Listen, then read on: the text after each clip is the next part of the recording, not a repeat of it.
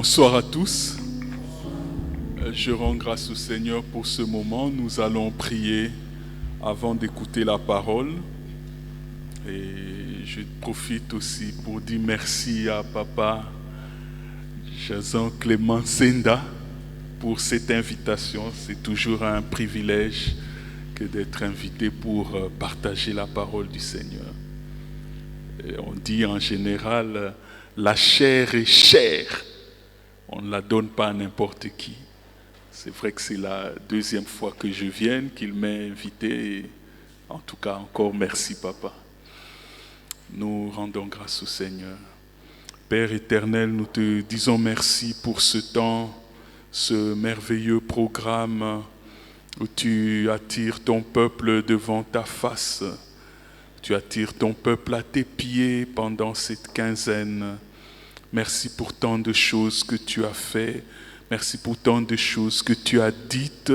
Oh Dieu, merci pour les cœurs touchés, les vies visitées. Merci pour les grandes choses, car tu ne convoques jamais ton peuple en assemblée, en des programmes comme ceci, en vain. Non, Seigneur, tu n'es pas là pour que nous imitions les programmes d'autrui, non, loin de là. Tu n'es pas là, Seigneur, pour que nous passions simplement un bon temps en te louant, non. Tu es là parce que tu aimes ton peuple et tu rencontres chaque vie, chaque attente. Tu es fidèle, Seigneur, pour bénir ce moment. Nous te sommes infiniment reconnaissants.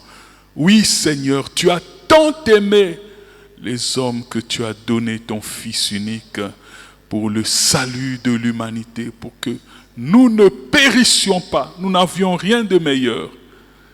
Mais tu nous as aimés, tu nous as choisis. Et en ce moment, nous te prions de bénir cette parole que nous voulons entendre, ô Éternel, afin qu'elle trouve une place et qu'elle porte du fruit dans nos vies. Au nom de Jésus, Amen. Amen. Nous pouvons nous rasseoir. Gloire au Seigneur. Et vraiment, je bénis le Seigneur pour ce programme. Et quand je lis ce thème, ça m'a fait beaucoup de bien. C'est un thème simple. Un thème simple, c'est comme du baume, comme quelque chose qu'on dépose sur le cœur d'une vie angoissée, d'une vie qui se pose beaucoup de questions. Les gens en général se posent beaucoup de questions. Notre monde, je ne sais pas, on parlait du XXe siècle comme le siècle de la vitesse. Mais là, le 21e siècle, je ne sais pas, qu'est-ce qu'on peut dire, c'est le siècle du stress. On parle beaucoup de stress, hein. Au 20e siècle, on ne parlait pas. Il y a trop d'activités et c'est bon de nous rappeler des paroles simples qui nous montrent la vraie nature de notre Dieu. Même si beaucoup de gens ont développé une image parfois même négative du Seigneur, mais la Bible ne changera pas et sa parole reste la même. Amen. Je vais lire le texte principal que je vais lire, c'est dans Lamentations, chapitre 3, verset 20. Donc le texte de base de ce programme, et c'est le texte qui a donné le thème. Je lis à partir du verset 19. Je sais que vous avez d'autres versions, mais moi j'ai la version Second 21. Je lis avec la version Second 21, c'est Louis II, mais avec les mots d'aujourd'hui. La version de 1910 a les mots de 1910, les accords et les tournures du passé de 1910. Donc, en Second 21, je lis. Souviens-toi, de ma détresse et de ma misère, de l'absinthe et du poison. Moi, je m'en souviens bien et je sombre. Voici ce que je veux méditer pour garder espoir. Les bontés de l'Éternel ne sont pas épuisées. Ses compassions ne prennent pas fin. Elles se renouvellent chaque matin. Que ta fidélité est grande. Amen. Acclamons la parole du Seigneur. Quand je pense à ma misère, à l'absinthe et au poison, je ne reviendrai pas beaucoup sur le contexte dont peut-être mes prédécesseurs ont beaucoup parlé. Jérémie, qu'on appelle le prophète solitaire, le prophète qui pleure à cause des temps difficiles dans lesquels il a eu à prophétiser, à cause du contexte et de cette menace imminente du châtiment du Seigneur envers Juda pour l'envoyer en déportation à cause du péché qui était à son comble. Lui, le prophète pleureur qui a subi des tribulations, être jeté dans les citernes, être vraiment humilié, battu parfois, lui que le Seigneur a dû vraiment fortifier parce qu'il était tout jeune quand Dieu l'appelait. Et pendant ses lamentations, il repasse sa vie. Ah, il y a des gens peut-être qui se retrouvent dans des moments difficiles quand ils repassent leur vie. Ah, moi, j'ai souvent souffert quand je pense à cette époque, quand je pense à ceci, quand je pense à cela, à l'absinthe et au poison, la douleur, à bololo, comme disent les Congolais, les Quinois, en tout cas l'amertume. Seigneur, qu'est-ce qu'il y a? Qu'est-ce qui se passe avec moi? Qu'est-ce qui se passe avec moi? Quand je pense à ces choses qui m'accablent, Seigneur, pourquoi des peines après des autres? On traverse une peine, peut-être un léger moment où on peut souffler un peu, mais une autre peine semble vous rattraper. Quand je pense à cela, alors il y a un éclair qui jaillit. Je pense à ça, mais il y a un éclair. Les bontés de l'Éternel ne sont pas épuisées. Alléluia. Lui-même, il se fortifie au travers de cette parole. Il se fortifie. La bonté du Seigneur n'est pas épuisée. Ses compassions ne sont pas à leur terme. Dieu n'a pas fini de montrer son amour. Voilà ce que ça signifie. Ses compassions ne sont pas à leur terme. Dieu n'a pas fini de montrer son amour. Est-ce que tu peux dire à ton voisin, Dieu n'a pas fini de montrer son amour dans ta vie? Est-ce que tu peux te dire à toi-même, Dieu n'a pas fini de montrer son amour dans ma vie? Maintenant, dis-le avec véritablement une vraie conviction. Ne dis pas. Avec conviction. Il y a même des gens qui ont oublié, qui dorment déjà. Vous allez passer à côté de la bénédiction quand vous dormez pendant que le Seigneur utilise ses serviteurs pour parler. Dieu n'a pas fini. Lui-même, il dit non, chaque matin, sa bonté, son amour se renouvellent envers moi. Sa bonté, son amour se renouvellent. Lui-même, Jérémie, malgré ses conditions, sa situation, il ne regarde plus, il dépasse toutes les vagues et les tempêtes, tout l'environnement et le péché de Juda, la méchanceté des rois, Sédécias ou ses prédécesseurs, des rois méchants et horribles. il voit, il dit non, non, non, je ne veux pas regarder à ça. Je regarde à la bonté du Seigneur. Je me lève chaque matin, je suis en vie, la bonté du Seigneur est là.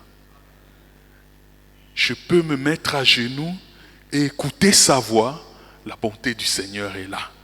Je peux me mouvoir, la bonté du Seigneur se renouvelle. Elle est là chaque matin. Je n'ai pas besoin de demeurer ou de chercher autre chose pour me convaincre de la bonté du Seigneur. Amen. Sa parole nous suffit. Sa présence suffit pour nous rassurer que la bonté de Dieu est là. Ces bontés se renouvellent. Ces bontés sont neuves, toutes neuves. Dieu est fidèle. Amen. Hein? Il est fidèle. Et c'est un message d'espoir. Bien-aimé, qu'on vous prenne tout, mais qu'on ne vous enlève pas votre espérance en Dieu. Alléluia. Cette espérance, comme dit l'auteur de l'épître aux Hébreux, chapitre 10, en concluant, il dit, c'est une espérance que nous possédons comme une ancre solidement attachée. L'encre, c'est un petit, oui, c'est solide, hein, mais ce n'est pas très grand. Ça peut avoir juste une taille, mais quand ça bloque au niveau du port, les endroits là où on attache, ça retient un grand paquebot. On ne peut pas briser cela facilement. C'est pas trop grand, mais ça retient un grand paquebot qui peut contenir autant de compartiments. Vous imaginez le Titanic qui coule avec plus de 2000, 3000 personnes. Il y en a encore de plus grands, avec des fils à l'intérieur, des choses. Mais il y a une ancre qui les tient au port, qui les maintient. C'est ça l'espérance. Ça a l'air invisible aux yeux des hommes. Mais c'est ça qui fait notre force. Cette espérance en Jésus. Cette espérance en sa bonté. Cette espérance en sa personne. Parce que quand on parle de la bonté de Dieu, on touche à sa nature, à sa personne, à ses qualités. Que personne ne vous enlève cela ou ne vous fasse vaciller dans votre foi. Amen. Nous avons un Dieu bon, rempli de toutes sortes de bonnes dispositions, la bonté, la générosité, cette capacité, cette volonté même de faire du bien à ses enfants. C'est Dieu, c'est en lui. Amen. Dieu n'est pas le père fouettard. Il n'est pas un policier. Il n'est pas comme les roulages quinois. Oui, quand vous ne faites pas ça, il y a une sanction. Je sais qu'il y a des gens qui parfois développent ce type de mentalité. Oui, Dieu est juste. Et dans sa justice, il sait appliquer les sanctions. Mais il est riche en bonté. La Bible ne dit pas qu'il est riche en sanctions et en punitions. Il est riche en bonté et en miséricorde. Amen. Hein? Riche en bonté, mais lent à la colère. C'est le seul domaine où il est lent. Il est lent. C'est la colère. Pour tous les autres domaines, il est riche. Mais quand c'est la colère, il est lent. Il est riche, il est rapide dans sa bonté, dans sa miséricorde. Combien de minutes faut-il à quelqu'un pour confesser sincèrement son péché et se relever? Soulagé. ça demande que la sincérité du cœur. Si tu es sincère, même 3 minutes, 2 minutes, tu t'humilies de tout ton cœur par rapport à ton péché, tu pleures, mais tu vas te relever. N'est-ce pas qu'il est rapide même à pardonner? Mais à la colère, il est lent. Il est lent parce qu'il attend notre repentance. Il est riche en bonté. Il est bon en tout temps, en toutes circonstances. Il est bon. Il est bon à l'égard de son peuple. Il est bon à l'égard de ses enfants. Et comme il le dit, il donne des bonnes choses à ceux qui le lui demandent. Éphésiens chapitre 2, verset 10, dit que en lui, en Jésus-Christ, nous avons été créés pour des bonnes œuvres qu'il nous a donné d'accomplir. Il les a préparées à l'avance afin que nous les accomplissions. Donc ce message d'espoir, nous devons vraiment le garder, le comprendre d'abord, saisir, comprendre, et puis l'intégrer dans notre marche de tous les jours. Ça nous permettra de ne pas vaciller au gré des vents de la vie. C'est pas parce qu'il y a les pays traversent cette atmosphère un peu morose, post-électorale, alors vous pensez que Dieu aussi, sur son trône, il est en train de... Non. Dieu reste bon. Amen. Et il est bon pour moi. Il est bon pour toi. Peu importe les temps, les circonstances, il reste bon. Est-ce que tu peux acclamer le Seigneur pour sa bonté?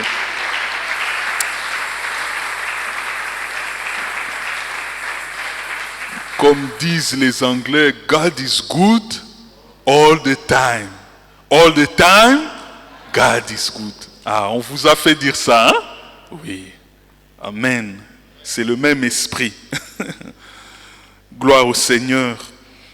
Cette espérance, comme je l'ai dit, c'est l'encre que nous avons.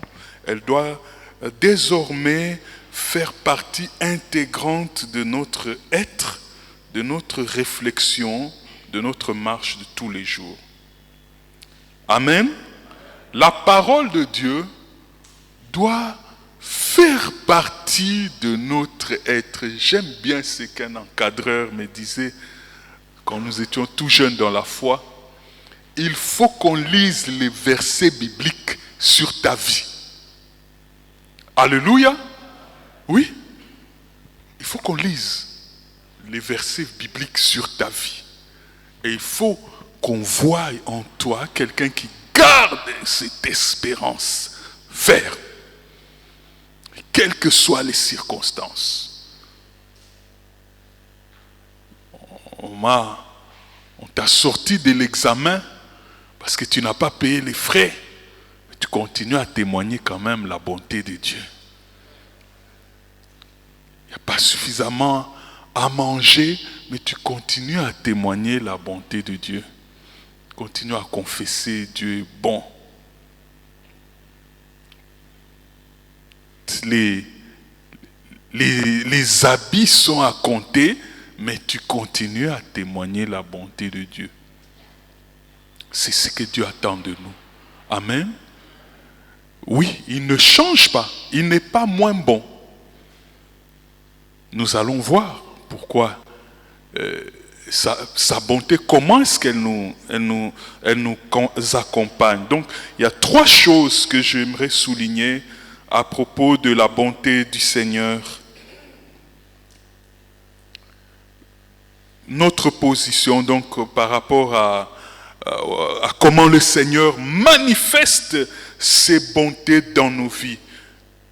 Comment est-ce qu'il les a conçues, comment est-ce qu'il nous met dans un conditionnement de bonté et de grâce, quelles que soient les circonstances que nous traversons. Alléluia.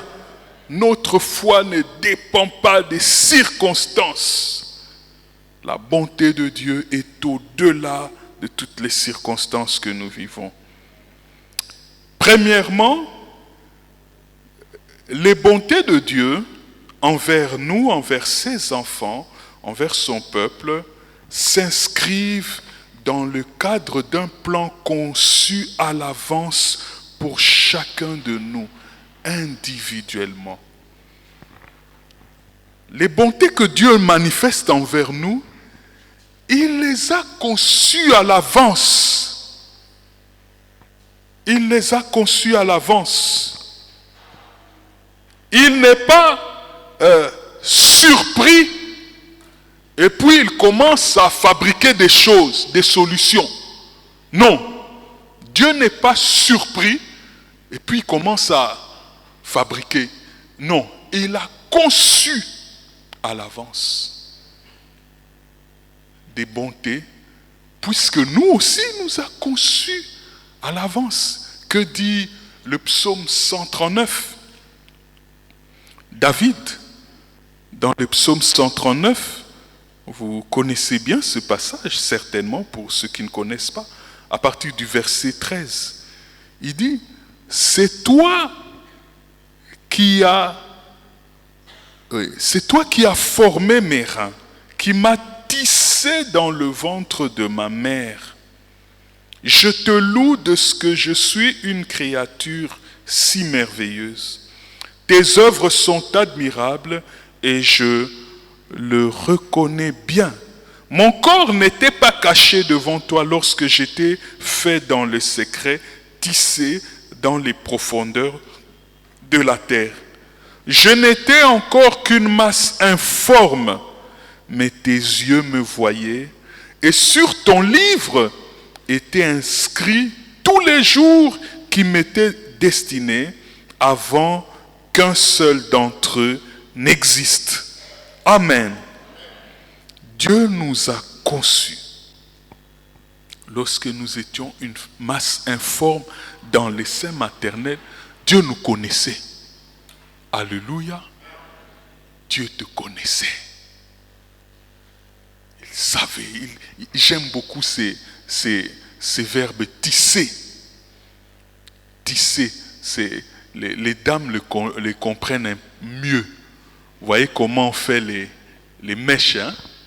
Moi j'ai 3 filles. Hein? Donc on met une là, prends une autre, mets là, mets là, mets là. Et s'il y a des mèches de couleur, on veille. On tissait. Ou bien comment on fait les paniers. On met là, on met du bleu, on met du jaune, on met du rouge. Vous voyez seulement des fils. Vous voyez des fils en train d'être tissés. Mais la personne sait qu'elle a mis 2 rouleaux de bleu, un demi-rouleau de rouge, un demi-rouleau de jaune. En fait, elle sait qu'elle va faire le drapeau de la RDC sur le panier. Elle est seulement en train de tisser. Vous voyez la personne en train de tisser. Mais la personne qui tisse a un plan. Voilà comment il faut comprendre ce que Dieu fait avec nous. Il a un plan conçu à l'avance. Ne vous négligez pas. Amen. Et que personne ne vous néglige. Vous êtes une œuvre du Seigneur, habilement conçue, façonnée.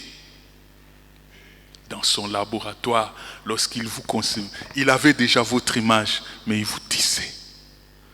Et quand il vous tissait, il avait tout un programme pour vous. Vous n'êtes pas le fruit du hasard. Amen. Est-ce que tu peux te dire à toi-même, je ne suis pas le fruit du hasard? Je ne suis pas le fruit du hasard. Oui, c'est très important que nous le disions au milieu des enfants de Dieu. Il y a ceux qui ont eu la grâce d'avoir papa, maman, les enfants. Mais nous, les pasteurs, avec tous les entretiens et toutes les personnes que nous voyons, il y a des personnes qui n'ont jamais connu leurs parents. Soit parce que la maman est décédée à la naissance, soit parce que la maman a caché l'identité des papas. même si vous êtes dans ce cas où vous ne connaissez pas votre papa, vous n'êtes pas le fruit du hasard. Même si vous n'avez pas été voulu par votre maman. Je me souviens de ce puissant serviteur de Dieu. Il dit puissant parce qu'il nous a prêché. Il venait des États-Unis. Bon, il vivait aux États-Unis, en Afrique du Sud, il y a plusieurs années, dans un groupe de chrétiens. Lui, en tout cas, sa maman ne voulait pas de lui. Après avoir tenté peut-être plusieurs choses, elle n'a pas pu. Quand il est né, sa maman l'a pris et l'a mis dans les toilettes publiques en Afrique du Sud. Elle a mis dans la cuve et l'a chassé. Elle est sortie là rapidement. Ou l'ont oublié. Mais c'est ceux qui sont venus après qui l'ont pris. On l'a déposé dans un foyer social. Et quand il nous donnait son témoignage, il nous dit « J'ai porté des chaussures pour la première fois à 21 ans. » Porter des sachets, c'était un voyou, un brigand. Mais il a été recueilli par des missionnaires américains. Et on l'a éduqué, à un âge avancé, il a appris. Et c'était vraiment un serviteur puissant. On a eu à le rencontrer. Dieu peut prendre quelqu'un qui est méprisé et l'utiliser puissamment. Vous n'êtes pas le fruit du hasard. Quel que soit ce que l'ennemi te fait subir, peut-être la nuit, passer des nuits horribles, où c'est chaque fois des cris, bien des visitations bizarres. J'aime bien dire, vous êtes même capable de vous lever là, dire, je ne suis pas le fruit du hasard, je sais que le Seigneur m'aime. Amen. C'est ce qui nous manque parfois à nous, enfants de Dieu. Parfois nous sommes là, visités, étranglés, puis vous vous réveillez, après avoir crié Jésus, Jésus, oui, le nom de Jésus vous a libéré, mais vous commencez à avoir peur. Non. Ayez confiance en ce Jésus-là. Ayez confiance en ce Jésus. Vous n'êtes pas le fruit du hasard. Quel que soit cet handicap que vous avez, je ne sais pas, vous le connaissez. Peut-être les gens dans votre enfance sont tellement appuyés là-dessus que ça a créé une sorte de complexe. Vous n'êtes pas le fruit du hasard aux yeux de Dieu. Dieu n'est pas comme vos parents. Amen. Il y a d'autres qui ont des bons parents. Rendre grâce au Seigneur, comme papa Senda est là. Il vous couvre d'amour. Mais d'autres ont eu des parents, quand vous regardez, vous faites toi noir comme ça, tu es comme du charbon. Non. Malgré votre peau là, vous n'êtes pas le fruit du hasard. Alléluia. Faut dire comme David, je te loue de ce que je suis une créature si merveilleuse. Amen. Oui. Quand vous développez ça, mes sœurs, surtout les jeunes sœurs, quand vous développez ça, il faut, vous avez cette assurance-là. Un petit voyou là ne va pas venir vous troubler facilement. Ah, yoa danze, olekimoye. Alors vous commencez vous oubliez même votre engagement avec le Seigneur, vous disparaissez des programmes petit à petit. Par manque d'assurance et par manque de connaissance de la parole du Seigneur. Non. J'aime bien, et je prie que mes filles, Quand quelqu'un leur dira, ah, Yoa Danze, oui, mon papa m'a déjà dit que je suis une créature merveilleuse.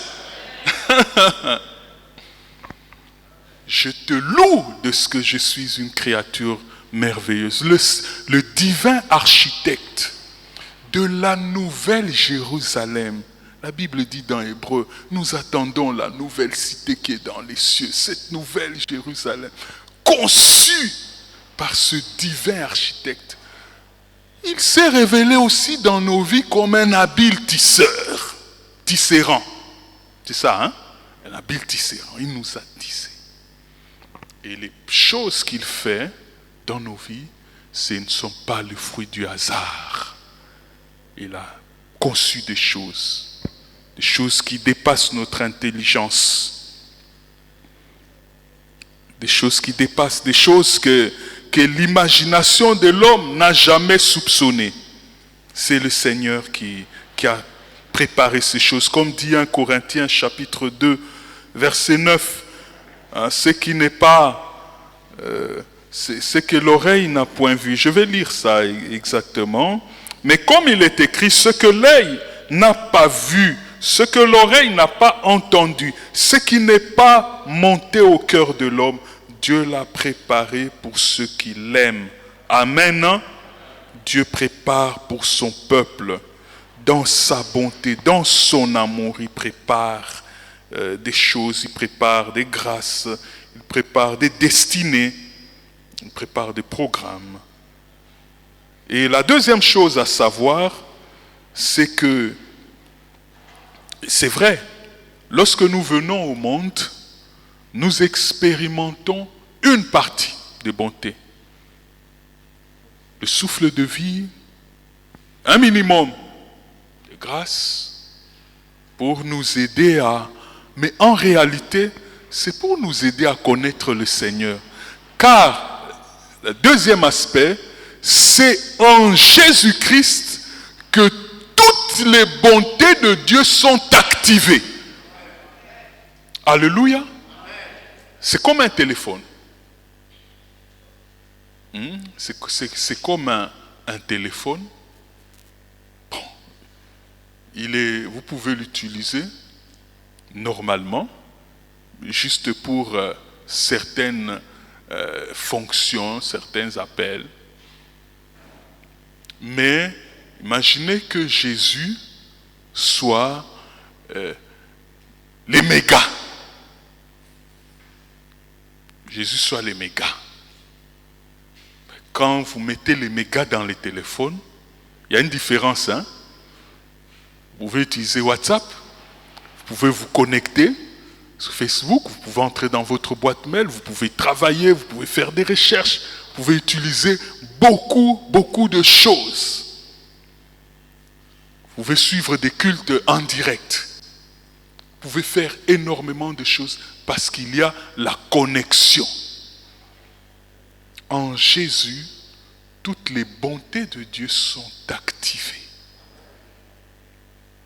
Elles sont activées. Sans Jésus, nous vivons jusqu'avec des bontés partielles, limitées.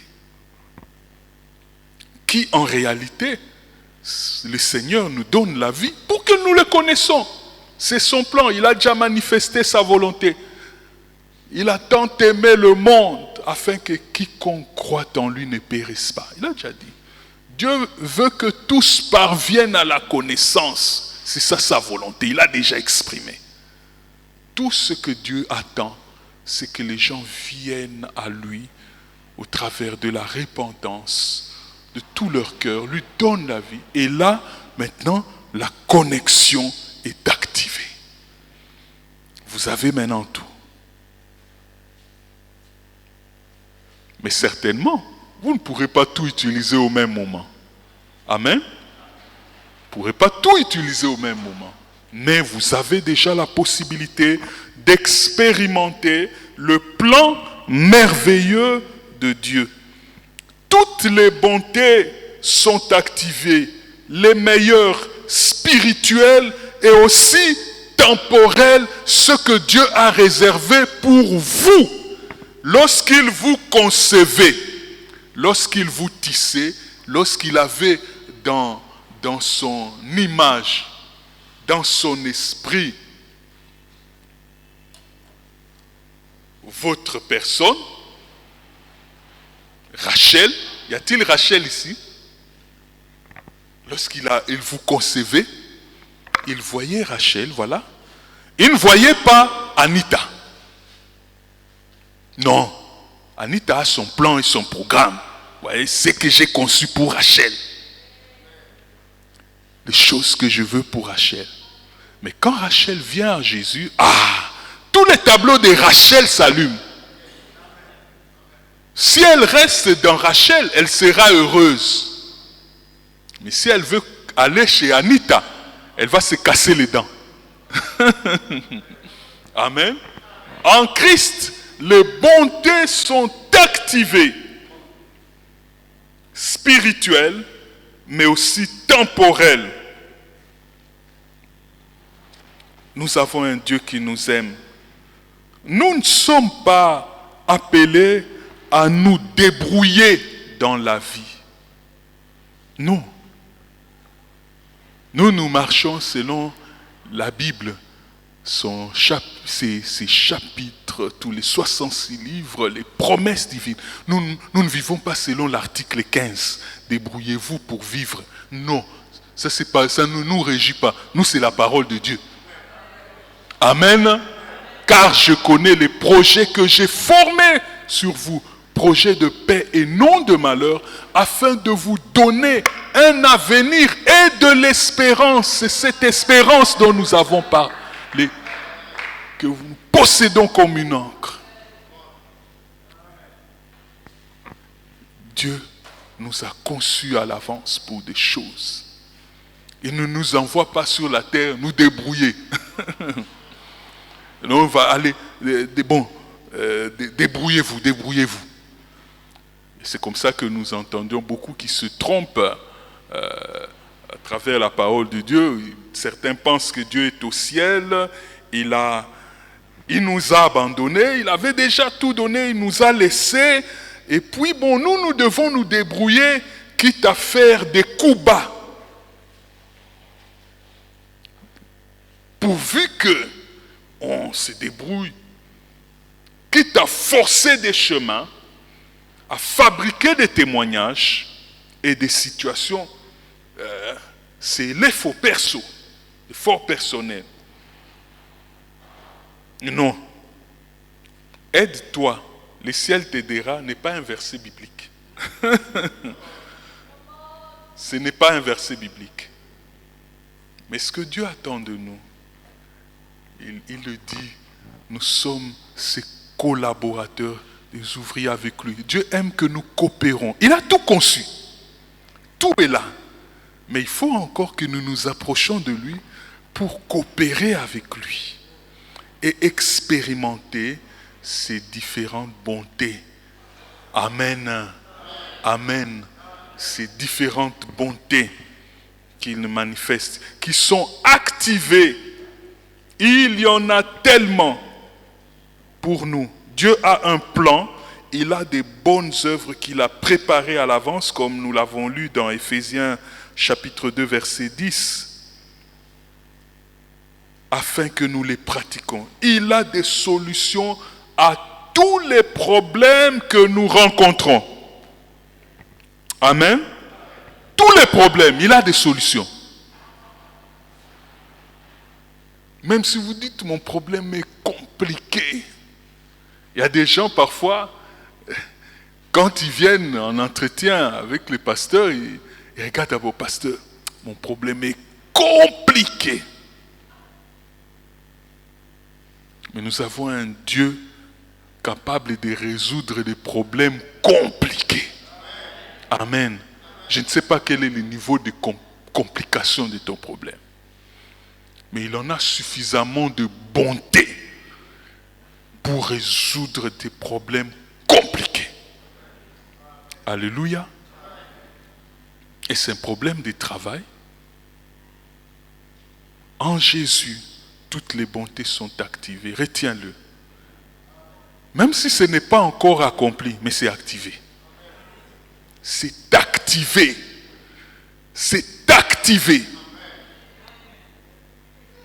C'est activé. Alors ne désespère pas. Ne désespère pas en Christ. Que cette parole t'encourage et te fortifie. Et je prends le troisième point. C'est activé. Et nous n'en prenons pas possession directement parce que nous expérimentons ces bontés progressivement. Progressivement. Les unes après les autres. Progressivement. Les bontés de Dieu se renouvellent chaque matin. Il y eut un matin, il y eut un soir. Dieu lui-même sait les bontés disponibles qu'il a préparées pour cette journée. C'est à nous de prier, Seigneur, je veux expérimenter les bontés que tu as préparées pour moi cette journée. Alléluia. Ça, c'est notre prière. Mais il y a des bontés pour aujourd'hui, mais il y a des bontés pour demain. Il y a des bontés pour le surlendemain. Le lendemain, le surlendemain. Ces bontés sont appelées à se manifester en des temps déterminés. Pas tout à la fois, pas tout le même jour. Il n'a pas créé les cieux, la terre et tout ce qu'il renferme en une seule journée. Non. Il a créé en une journée, il s'est reposé, il regardait, il disait que c'est bon. Et puisque ce sont des bontés, quand Dieu fait quelque chose dans ta vie, lui-même il voit, il regarde, lui, c'est bon. C'est bon. Alors avance. Et quelque chose que nous, chrétiens aussi, nous devons continuer d'expérimenter, c'est le contentement. Aujourd'hui, on ne prêche plus beaucoup sur ça. Les gens n'aiment plus le contentement. La Bible dit que le contentement, c'est une richesse, source de gain et de paix. Amen. Aujourd'hui, à chaque jour suffit sa peine. Notre Dieu travaille. Ses bontés sont expérimentées progressivement. Il a dit au peuple d'Israël, tu vas gagner, tu vas prendre la terre promise progressivement. Car si je détruis tes ennemis, les bêtes féroces vont venir. Tu ne sauras pas faire quelque chose devant les bêtes féroces. Le principe des animaux, c'est occuper l'espace inoccupé par l'homme. Vous prenez, mais vous n'occupez pas. Les bêtes féroces viennent occuper. Mais quand on libère progressivement, en écoutant le Seigneur, là, les choses avancent. Donc nous expérimentons les bontés de Dieu de manière progressive dans le temps et voire même parfois dans l'espace. Alléluia. Dans le temps, dans l'espace ou dans le lieu. Il y a des choses que Dieu peut te montrer, mais aujourd'hui ce n'est pas le temps. Il y a des bontés que Dieu peut manifester. Aujourd'hui ce n'est pas le temps. La première fois que j'ai prêché ici, mon épouse était là aujourd'hui, elle s'excuse, elle n'a pas pu être là, mais le jour où le Seigneur m'a parlé sur mon épouse, et le jour où nous nous sommes mariés, entre les deux dates, il y a 7 ans. 7 ans. Je me souviens un jour, ce mariage de mon petit frère, même pas qui venait juste après moi, un peu après là. Termine le culte, ma petite sœur qui vient. Alain, j'ai vu ta femme. Elle est comme ça. Ils ont ceci chez eux. Elle est Elle a cette taille. Elle a donné 5 éléments. Quand je regarde comme ça, je vois directement le nom de la sœur. Effectivement, ça concordait avec tous les signes. Puis c'est parti. J'ai continué mon chemin. Je voyais la sœur, elle est trop jeune pour moi. Moi, j'avais déjà, j'avançais vers 35 ans. Les gars, non, c'est pas elle. Oui, c'est elle, mais bon. Allez, on allait se cogner là. On se cogne. Et puis, 4 ans après, ça commençait à prendre forme. Les bontés de l'Éternel viennent progressivement. Certaines, il faut apprendre la patience. Il faut apprendre la patience avec Dieu. Il y a des choses que Dieu vous montre. Dites Seigneur, merci. Prépare-moi pour ce temps favorable. Dispose de moi. Aide-moi même à passer par des formations. Aujourd'hui, les gens ne veulent plus attendre. Pas mal de fois, j'ai rencontré même dans notre église des jeunes qui viennent. Dieu m'a appelé au ministère. Je dis, ok, gloire au Seigneur, tu suis nos pas, tu es dans... Non, je vais aller ailleurs, je vais commencer.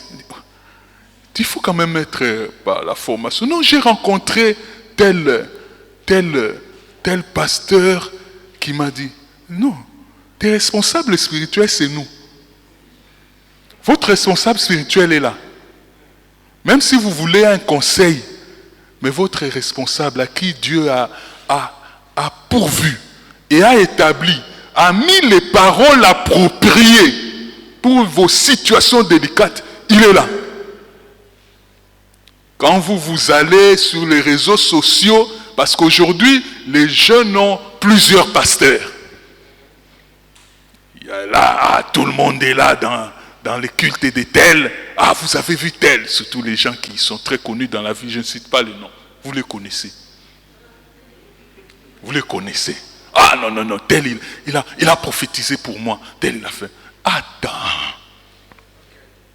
Dieu parlera à tes responsables spirituels. Si tu as quelque chose, Dieu va parler à tes responsables. C'est eux qui ont la tâche de te promouvoir, de t'aider. Je vois des gens, non, je pars. Et parfois c'est difficile quand vous voyez quelqu'un qui se casse les dents pendant plus de 5 ans et qui n'a pas d'humilité pour revenir. Ça fait mal. Vous voyez simplement qu'il vit difficilement. Il y a le temps, les facteurs temps. Les bontés de l'Éternel se renouvellent progressivement, se manifestent progressivement.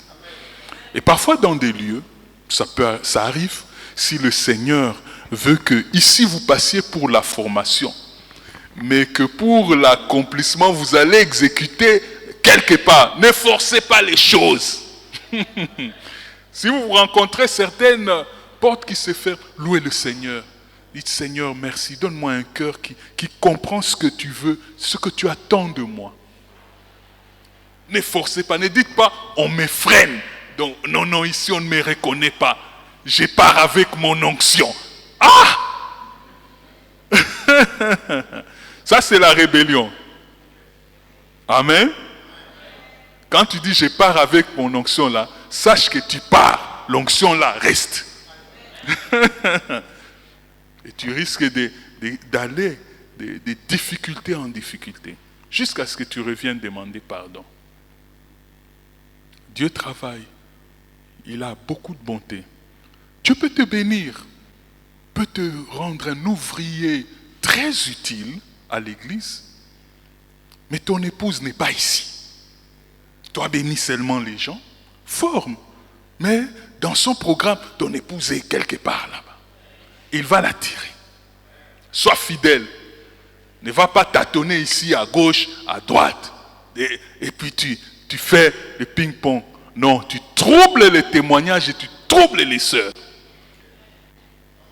Et le pasteur, avec raison, avec amour et sagesse, il te demandera de t'asseoir de temps en temps, pour que tu comprennes quand même.